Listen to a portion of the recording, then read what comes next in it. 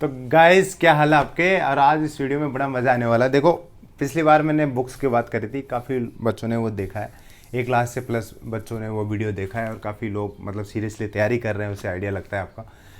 और अब इस वीडियो में बात करूँगा कि जो बुक्स आप पढ़ रहे हो, सिलेबस कितने टाइम में आपका कवर होना चाहिए, सिलेबस का टाइम टेबल किस हिसाब से होना चाहिए कि मैथ्स कितना करो आप, कितने घंटे, जीएस कितने घंटे, रीजनिंग कितने घंटे, और कैसे कैसे आपको इसको अप्रोच करना है कि क्विकली आप सिलेबस करो और ज़्यादा से ज़्यादा आपका स्कोर यहाँ पे आए। मेरा नाम शंकर शेषमा है, जो मुझे को नहीं जानते उनको इंट्रोडक्शन दे देता हूँ। मैं पहले दिल्ली पुलिस में सब इंस्पेक्टर था, मेरी ऑल इंडिया रैंक 11 थी सीपीओ में। उसके बाद मैं सीजीएल के through excise and sub inspector हूँ। सीएसएसएल वगैरह ये जो एग्ज़ाम है, सिमिलर एग्ज़ाम मैंने सारे क्रैक करे हुए हैं, वो भी फर्स्ट अटैम्प्ट में। ठीक है, इस वीडियो में मैं बताने वाला हूँ वो तीनों सेक्शन के बारे में डिस्कशन करेंगे 1 बाय 1। और अभी फॉर्म चालू है, जैसे आपको पता है 14 अप्रैल से 15 मई तक इसके फॉर्म चालू है।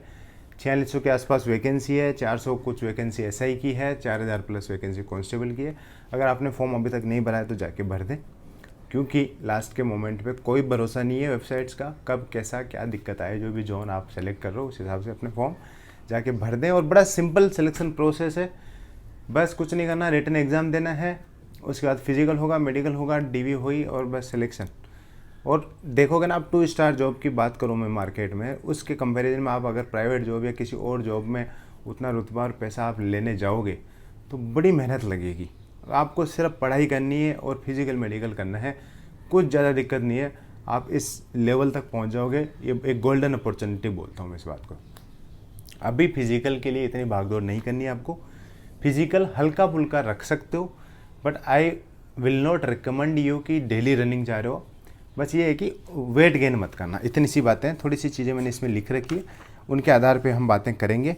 और फिजिकल प्रोसेस मैंने बता ही दिया है आपको। अभी थोड़ा सा फिट रहना है, ज़्यादा भागदौड़ यहाँ पे अपने नहीं मचानी है कि बिल्कुल डेली उसमें लगाओ। हमारा फोकस मेन रहना चाहिए अभी रिटर्न का। ठीक है, रिटर्न में अभी जैसे लास्ट वीडियो बनाया उसके बाद कई लोगों ने पढ़ाई शुरू करी होगी, ओब्वियसली 1 लाख लोगों ने देखा है तो बहुत लोगों ने पढ़ाई शुरू करी होगी इस वीडियो को देख के।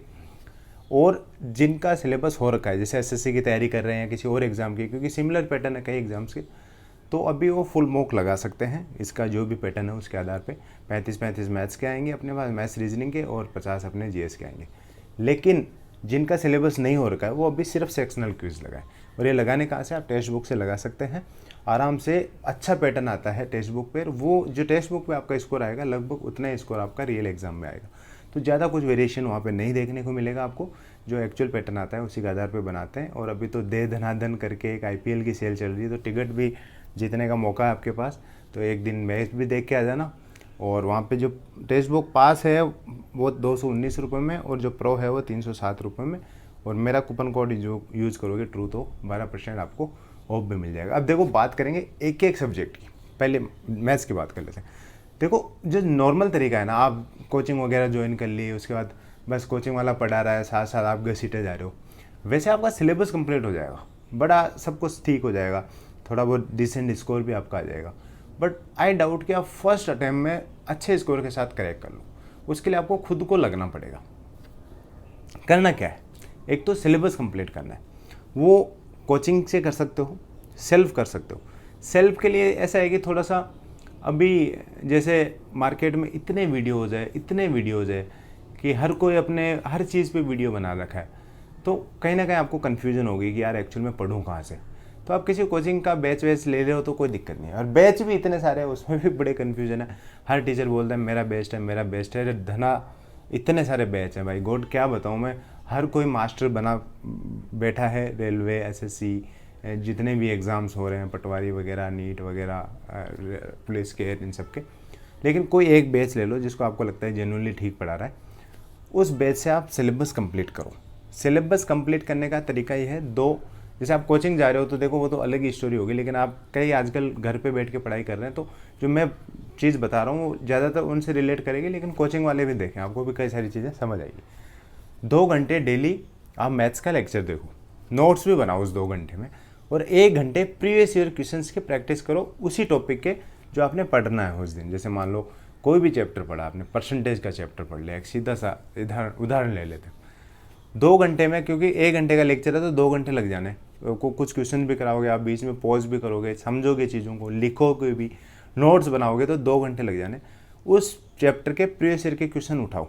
टेक्स्ट बुक पे भी क्विजेस वगैरह मिल जाएगी, नहीं तो जो बुक्स आती है प्रीवियस ईयर की, जैसे किरण की, कोई और पब्लिकेशंस की, वहाँ से क्वेश्चंस उठाना है, रेलवे के क्वेश्चंस उठा के लगाओ, उस टॉपिक के लगा के देखो। ऐसे करके मैथ्स पढ़ो आप डेली 3 घंटे। नोट्स बनाने इतने शानदार नोट्स होने चाहिए आपके कि आपको कहीं इधर उधर नहीं भागना पड़े। क्योंकि क्या होता है, एक बार आपने कोचिंग कर ली कहीं से या एक बार सिलेबस कंप्लीट कर लिया, उसके बाद आपका पढ़ने का मन नहीं करने वाला है, थ्योरी पढ़ने का मन नहीं करा, वही बुक जो आपने, वो नोटबुक जो आपने बनाई है नोट्स की, वही काम आएगी। तो नोट्स मतलब अच्छे से बनाओ, एक एक कॉन्सेप्ट उसमें लिखो। ऐसे नहीं कि ये तो समझ आ गया यार, अब इसका क्या लिखना है। जो चीज़ें ईजी है ना उनको भी लिखो वहाँ पे, और नोट्स के बीच बीच में थोड़ी थोड़ी जगह छोड़ते जाना, क्योंकि बाद में हम और भी कहीं कोई चीज़ मिलेगी तो उसको लिखने में काम आएगा। अभी ठूस ठूस के भर दोगे ना तो लास्ट में हमें जगह नहीं मिलेगी लिखने की। कुछ चीज़ हमें मिल गई कहीं मॉक देते हुए, या कहीं किसी और जगह हमें किसी ने बता दी दोस्त वगैरह ने, तो कहाँ लिखेंगे। तो इसलिए थोड़ी थोड़ी जगह छोड़ देना, जैसे हर चैप्टर के पीछे छोड़ दी, या हर कॉन्सेप्ट के पीछे इतनी सी जगह छोड़ दी, या इतना सा जगह छोड़ दिया, तो उसमें हम लिखते जाएंगे। ठीक है, और ज़्यादा क्वेश्चंस नहीं लिखने हैं नोट्स में। अपने नोट्स में सिर्फ कॉन्सेप्ट्स होने, कोई कॉन्सेप्ट्स के आधार पे कोई छोटा मोटा क्वेश्चन है वो लिखना। ऐसा होता है, मैंने देखा है बच्चों को, टीचर लिखवा रहा है पूरा क्वेश्चन है 20 लाइन का, 10 लाइन का क्वेश्चन उतार रहे हैं, उसके बाद 50 लाइन का उसका सॉल्यूशन उतार रहे हैं, नोट्स तो उसी में भर गया। ऐसे नोट्स अच्छे नोट्स नहीं माने जाते हैं। ऐसे नोट्स तो बिल्कुल रद्दी मानता हूँ उनको मैं, क्योंकि नहीं तो आप उसको प्रॉपरली रिवाइज कर पाओगे, अरे टाइम वेस्ट है। ऐसे नोट्स नहीं बनाना है, उस क्वेश्चन को समझना है। हो सकता है क्वेश्चन की एक अलग से नोटबुक बना लो आप, तो उसमें कोई अच्छे क्वेश्चन और भी मिले बाद में तो वाले लिख लेना। ठीक है, ऐसा ही काम आपको रीजनिंग में करना है। कोई अलग मेथड नहीं है रीजनिंग का। रीजनिंग थोड़ी ईजी है तो रीजनिंग को भी उसी हिसाब से ले लेना है, लेकिन सिर्फ 2 घंटे में करना है आपको रीजनिंग। इसमें 2 घंटे में आपको 45 मिनट या 1 घंटा तो आप थ्योरी पढ़ना है और नोट्स बनाने में लगाओ, क्योंकि रीजनिंग में नोट्स ज़्यादा नहीं बनेंगे आपके, बहुत कम नोट्स बनते हैं। प्लस प्रीवियस ईयर के क्वेश्चन लगाओ। ऐसे करके 2 घंटे में 5 घंटे हो लिए। मैथ्स और रीजनिंग का जो स्ट्रेटजी है वो सेम रहेगा, बाकी इसको कैसे करना है ये चीज़ मैंने आपको बता दी। प्रीवियस ईयर क्वेश्चन लगाने शुरू में जब आप पढ़ाई कर रहे हो, क्योंकि उससे क्या होता है, देखो मैं एक चीज़ बताता हूँ। आप पढ़ रहे हो आप गंगा जमुना के बारे में, और वहाँ पे जो क्वेश्चन आ रहे हैं वो कावेरी के आ रहे हैं, तो वहाँ पे दिक्कत हो जाती है। पढ़ रहे हो आप इंडिया के बारे में, क्वेश्चन आ रहे हैं वर्ल्ड के, तो उसमें दिक्कत हो जाती है। तो हमें जो पहली रीडिंग हमारी है उसी टाइम हमें पता है कि एक्चुअल में क्वेश्चन ये आ रहे हैं, तो हम जिंदगी में भी या उल्टा सीधा नहीं पढ़ेंगे। तो प्रीवियस ईयर क्वेश्चन बहुत ज़रूरी है, वो लगाने शुरू में। इधर उधर कोई बैच ले लोगे, कई लोग हवाई में बहुत हार्ड क्वेश्चन भी करा देते हैं, कई बहुत इजी भी करा देते हैं, वो नहीं। Stick to the previous year question, जो टीचर करा रहा है वो करो, उसके बाद प्रीवियस ईयर क्वेश्चन करना। अब आते हैं जीएस पे। देखो जीएस तो ये मेथड फॉलो कर लो, याद नहीं हुई ना तो मेरा नाम बदल देना, इसी वीडियो के कमेंट बॉक्स में आके गाली तो मत बकना, बट कुछ लिख देना। ठीक है, देखो जीएस को, जो पुराने मेथड थे ना जीएस को याद करने के या पढ़ने के तरीके, वो ठीक थे, लेकिन अब उसके बियॉन्ड क्वेश्चंस आते हैं। और अब क्वेश्चंस आते हैं थोड़े डीप, थोड़े गहरे क्वेश्चंस आते हैं, हर कोई नहीं कर पाता है उनको। हमें क्विकली चीज़ों को निपटाना है, तो सबसे ईजी मेथड, सबसे शानदार मेथड ये होता है जीएस पढ़ने का। इसमें कोचिंग वाले भी आ गए। कोचिंग में एक टॉपिक चल रहा है, जैसे पॉलिटी का कोई, इतिहास का कोई, भूगोल का कोई टॉपिक चल रहा है, एक कोई भी टॉपिक उठा लो, आपके दिमाग में आ रहा है वो भी। वैसे आप घर पे पढ़ रहे हो तो वैसा, कि कई लोग जीएस वगैरह कोचिंग नहीं लगाते हैं, मैथ्स रीजनिंग के तो फिर भी लगा लेते हैं। लेकिन जैसे आरपीएफ ऐसा ही ये एग्ज़ाम है ऐसा कि हर कोई तीनों सब्जेक्ट की कोचिंग लगा ही लेगा। तो घर पे भी पढ़ रहे हो तो जो भी टॉपिक आपका कोचिंग वाला पढ़ा रहा है, जैसे मान लो पॉलिटी का एक टॉपिक पढ़ा रहा है, नहीं तो आधुनिक इतिहास ले लो कि आज आधुनिक इतिहास शुरू होगा, तो शुरू होने से पहले आपको वीडियो सर्च करना है, आधुनिक इतिहास मैराथन क्लास। किस पे? यूट्यूब पे। एक वीडियो आएगा 3 से 4 घंटे का, हर टॉपिक में वही हालत रहेगी। हर टॉपिक के पॉलिटी का सर्च करोगे, भारत की ज्योग्राफी भूगोल का सर्च करोगे, उसके बाद इकोनॉमिक्स तो खैर अलग हो गया, उसके बाद कोई भी साइंस हो गई, आधुनिक मध्यकालीन इतिहास हो गया, पॉलिटी हो गया, उनके वीडियोस आपको देख लेना है, शुरुआत में देख लेना है। पूरा 3 घंटे 4 घंटे का वीडियो, वो भी अपने टाइम टेबल में काउंट हो गया, उसको अच्छे से देखना है।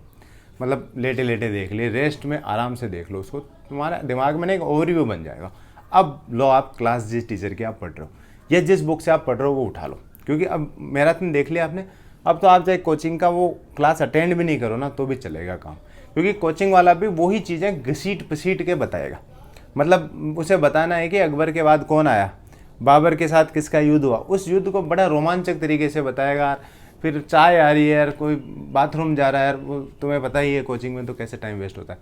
तो अगर आप पढ़ रहे हो ना तो उसके बाद उसको थोड़ा सा 1.5 की स्पीड पे आप पढ़ोगे तो भी चलेगा। जब मैराथन देख ली फिर उठानी है आपको बुक, किसी भी बुक से आप पढ़ रहे हो उससे वो टॉपिक उठाना है और एक रीडिंग आराम से कर लेनी है, दूसरी रीडिंग करनी है उसमें हाईलाइट कर लेना है। ऐसे करके आप डेली 3 घंटा जीएस को दो। मैराथन देख रहे हो जिस दिन, तो 3 घंटे वही हो रही है।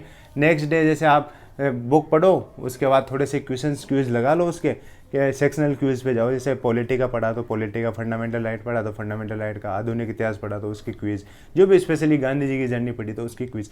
ये उदाहरण दे रहा हूँ मैं, तो वो वाली क्विज उठाओगे तो आपको पता चलेगा जो आपने पढ़ा है उसके क्वेश्चंस आ रहे हैं या नहीं आ रहे। और करंट अफेयर्स अभी नहीं करने, जब तक अपने पास एग्जाम की डेट नहीं आती करंट अफेयर्स हम नहीं करेंगे। ऐसे ही करते जाना है। कल क्या पढ़ा है वो नेक्स्ट डे रिवाइज करना है। आज क्या पढ़ा है कल उसका रिवीजन होना है, बहुत क्विक रिवीजन। ये मैथ्स और रीजनिंग में भी ऐसे होगा। आज हमने जो पढ़ा है नेक्स्ट डे हम उसी के फॉर्मूले वगैरह रिवाइज करेंगे, क्वेश्चंस नहीं, सिर्फ फॉर्मूले वगैरह रिवाइज करेंगे। 10 से 15 मिनट में अपना काम बन जाएगा। और फॉर्मूले रिवाइज करोगे तो बहुत जल्दी और सटीक याद होता है, क्योंकि अगर आज हमने जो पढ़ा है अगर हम उसको 1 महीने बाद देखेंगे तो आज क्या सोचते हुए हमने वो चीज़ वहाँ लिखी है और क्यों पढ़ी है वो शायद हमें याद ना रहे। लेकिन अगर हमने कल वो देख ली और 1 हफ्ते बाद वो देख ली तो फिर तो चाहे 1 साल भी आप निकाल दो या 5-6 महीने भी निकाल दो, तो हमें तो कहीं ना कहीं अपने दिमाग में रहती है कि हमने क्या सोच के लिखी थी। ठीक है, ऐसे जीएस को रिवाइज करना है। आज जो पढ़ा है उसको कल रिवाइज करना है, फिर 1 हफ्ते बाद और एक बार रिवाइज कर लेना है, फिर जब भी टाइम मिले जैसे भी उसका नंबर आए आपको रिवाइज करना है। ऐसे सिलेबस खत्म कर दे जाना है। जीएस में एक और चीज़ इंपॉर्टेंट है, जो छोटे छोटे टॉपिक्स है जैसे रिवर्स हो गए, डिजीज़ हो गए साइंस में, उसके अलावा कई आर्टिकल्स हो गए जैसे पॉलिटी वगैरह में, कई अथा टॉपिक्स है जो छोटे टॉपिक्स अगर हम बांट दें उसको, कि स्वतंत्रता की जो लड़ाई थी उसका टाइमलाइन, जैसे 1909 का मॉडलेमेंटो, फिर 1916 के अंदर क्या हुआ, 1919 में क्या हुआ, 35 में क्या हुआ, 47 में, 42 में, तो उन सब का एक एक छोटा छोटा वीडियो है। जैसे रिवर का, इंडिया की रिवर का एक वीडियो सर्च कर लो और उसको देखो।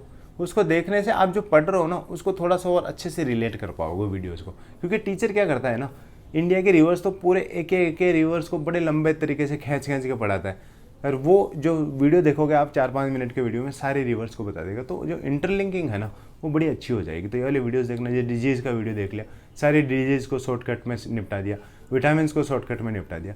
तो ऐसे वाले वीडियोस बीच बीच में फ़न के लिए देखते रहना और अच्छी सप्लीमेंट भी होगी आपके नॉलेज। और यही है, इतना ही बताऊंगा। इसी हिसाब से अपना टाइम टेबल है, 3 घंटे 2 घंटे 3 घंटे, ठीक है, टोटल 8 घंटे का हो गया। 8 घंटे भी नहीं हो पा रहा है तो कम से कम 6 घंटे तो मेरी हिसाब से आप पढ़ो। एक दिन आप छुट्टी भी मार रहे हो तो दैट इज़ ओके, और 6 घंटे लगभग आपका टाइम टेबल यहाँ पे होना चाहिए। इतना ही इस वीडियो में है। और अब कमेंट तो आपका बनता ही है, यहाँ तक देख लिया तो कमेंट करना है इस बार आरपीएफ पार, ठीक है।